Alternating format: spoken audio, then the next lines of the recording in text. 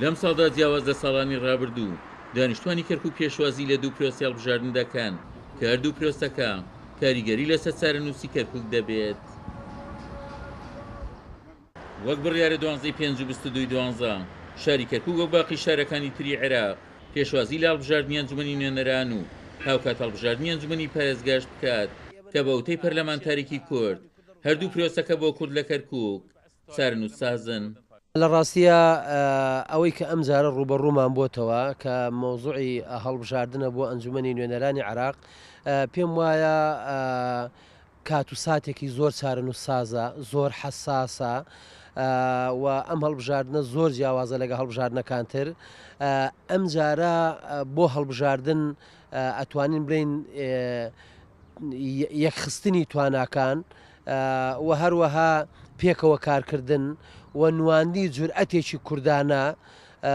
و ڕێخستنەوەی ناوماڵەکەی خۆمان چونکە ئەم هەڵبژاردنە یعنی پەیوەندی بە ژیانی تاک بە تاکی کوردەوە هەیە لەم شارە.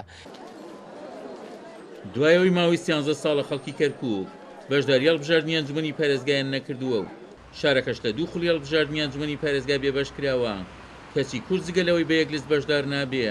لە ئەمان کاتدا ژوورێکی ئامانگیشی نییە لایەنە کوردستانیەکان بۆ هەڵبژاردن لە کەرکووک کۆبکاتەوە. دیار ئێمە خۆشبەختانە حیزبە کوردستانیەکانی کەرکووک لە پرسەنەتەوەیەکانە هەمیشە یەک بووینە و ئێستاش ئێمە پرۆسی هەڵبژاردن لە پێشەوە کە بەداخۆ نەمانتوانی بێ یەکلیست بەشداربین بەڵام هەوڵە دەین ئەوە تەعویزکەینەوە بۆ خەڵکی کەرکووک ئەبێ ئێمە ژوورێکی هاوبەشمان هەبێ بۆی کێشە بۆ یەکتری دروست نەکەین هەوڵ دەین هاوڵاتیان بێنە سەرسنووقی دەنگدان و ئێمە لە دوا ڕۆژشا ئێمە حیزبە کوردستانیەکان هەمومان یەکین هاوڕا و هەڵوێستین هەم بۆ هەڵبژاردنەکان هەم بۆ پرسەنەتەوەیەتەکان لە کەرکووکا بۆیە ئەو ژوورە هاوبەشە زۆر گرنگە دای بنین. پرۆسەی هەڵبژاردن کە پرۆسەیەکی چارەنووسسازە بۆ گەلی کورد لە شاری کەرکووک پێویستی بە هەماهەنگی و کاری پێکەوەی هەیە بۆ ئەوەی ئەم پرۆسێ سەرکەوتوو بن هیچێک لەو پێشنیارانەی هەیە چۆن ئەم کارە سەر بخەین چۆن بتوانین پێکەوە کار بکەین یەک هەڵوێست و یەک ریز لەم بابەتەیە کارکەین هەرچەندە لیستی جیاوازمانێ دیارە هێچە لەو بۆ چونانە ئەوەیە کە شێوازێک لە پێکەوە بوون جا ئەوە ژووری